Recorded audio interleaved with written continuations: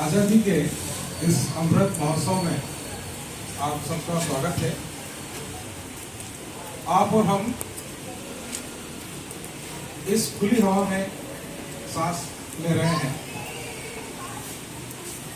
आप और हम सब जानते हैं कि हमारा देश सदियों तक गुलाम रहा और इतना हम गुलामी में रहे कि आज भी हमारी मानसिकता उस गुलामी से बाहर नहीं आ पा रही है। वजह इसकी साफ हमें नजर आती है, क्योंकि हम पे बहुत जुल्म हुए, हमारे पूर्वजों ने बहुत जुल्म सहे और उनकी दास्तान उन्होंने हमें कही, हमें बताई और हम उन सब चीज़ों को हम देखते आ रहे हैं। और 15 अगस्त 1947 को देश हमारा आज़ाद हुआ। इस देश की आज़ादी के लिए कई महान वीर सैनिक, नागरिक और कई नेताओं ने अपना बलिदान देकर, शहीद होकर, कईयों के नाम हमें याद हैं और कई लाखों की संख्या में ऐसे लोग हैं जिनके हम नाम नहीं जानते हैं। उन सभी वीर लोगों को मैं अपनी ओर से नमन करता हूं। बहुत ही संघर्षों के बाद जब देश आज़ाद हुआ और आज़ाद हुआ तो उस समय हमारे देश के लिए एक नई सरकार बनी और जब सरकार बनी तो उस समय यही एक था कि उस समय हम बहुत गरीबी की स्थिति में थे। उस समय हमें 2 वक्त के भोजन के लिए भी हम अपना अनाज नहीं उगा पाते थे, हमें विदेशों में निर्भर रहना पड़ता था। परंतु हमारे देश के प्रधानमंत्री पंडित जवाहरलाल नेहरू के अथक प्रयासों से हमारा देश आगे बढ़ा। क्योंकि हम पंडित नेहरू को आधुनिक भारत का निर्माता के रूप में हम जानते हैं और मानते भी हैं, तो उन्होंने जो नींव रखी उस नींव पे रखते हुए आज 75 वर्षों के अंदर हमारा देश अंतरिक्ष में प्रवेश कर चुका है, कई मिसाइलें बना चुका है, हवाई जहाज और रॉकेट तक बना लिए गए हैं और ये भी आशा रखते हैं कि आने वाले समय के अंदर अंतरिक्ष के अंदर हमारे नागरिक, हमारे यात्री तो पहले गए हैं और जाके बहुत कुछ कर सकेंगे। जब देश गुलाम होने के बाद जब आजाद हुआ तो हमारे देश में प्रधानमंत्री थे लाल बहादुर शास्त्री। उन्होंने जय जवान और जय किसान का नारा दिया और भारत को आत्मनिर्भर बनाने में उनका बहुत ही महत्वपूर्ण योगदान रहा।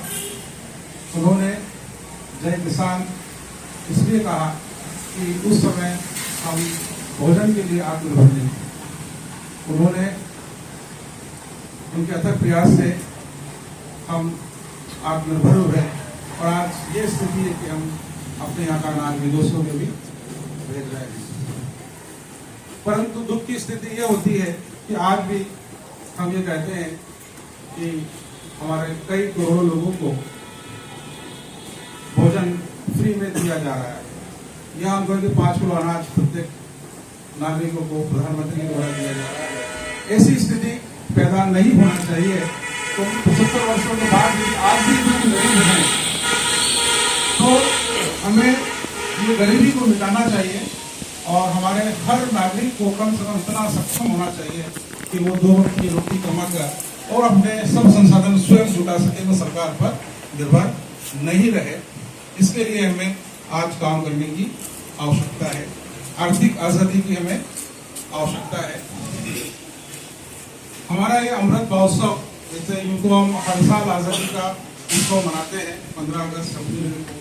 इस बिटिया बालिका ने बहुत अच्छी बात कही, यदि हम 15 अगस्त 26 जनवरी ना मनाएं तो हम यही भूल जाएं कि हमारा देश कब आजाद हुआ। क्योंकि हर साल 15 अगस्त और 26 जनवरी मनाई जाती है और हम अपने देश की आज़ादी को बड़े गर्व से मनाते हैं। जब 26 जनवरी 1950 को हमारे देश में जब समान नागरिकता का नियम कानून लागू हुए, वो हमें जो 19G है वो हमें ये आधारभूत समस्याओं को दूर करने का आश्वासन देता है और सरकार को ये बात कहता है कि हर नागरिक को रहने खाने पीने का अधिकार है और सरकार को वो सब चीज़ मुहैया कराना चाहिए और उन सब चीज़ों में सरकार को मदद करना चाहिए। आज हम और आपके हाथों में झंडा है, इसके लिए भी एक हमारे देश में नौजवान हुए थे जो जिनको लोग अब शायद थोड़ा बहुत याद करने लगे हैं।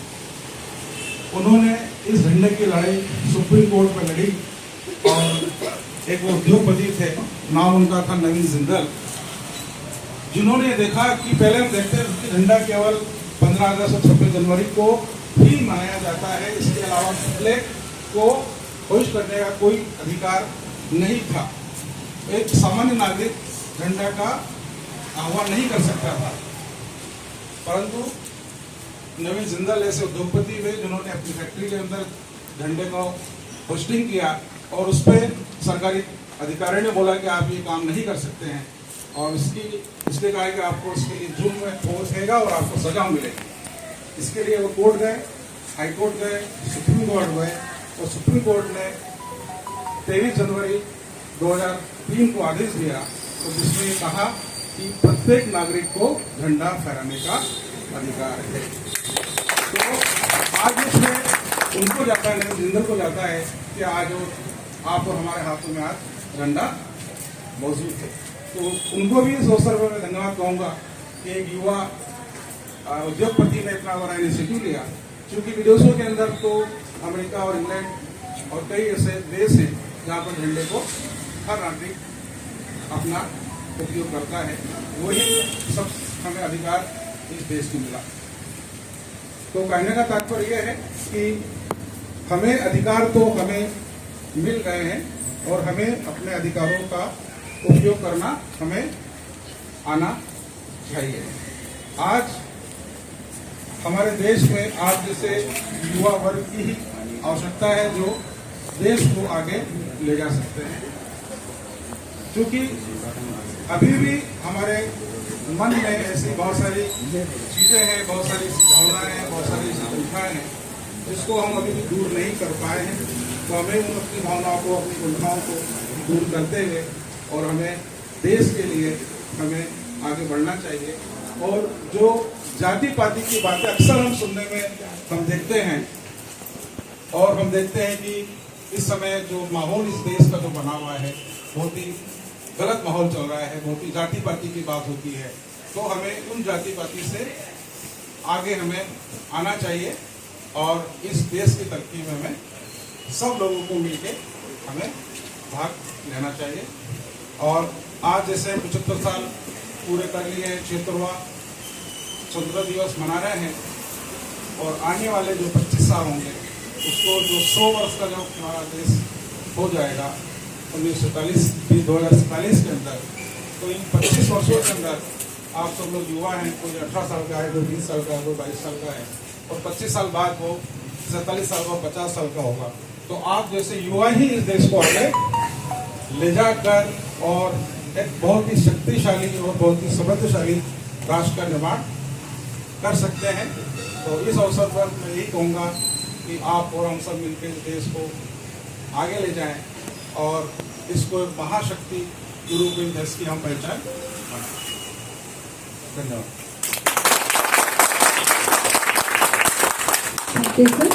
आओ शहीदों को श्रद्धांजलि अर्पित करते हैं।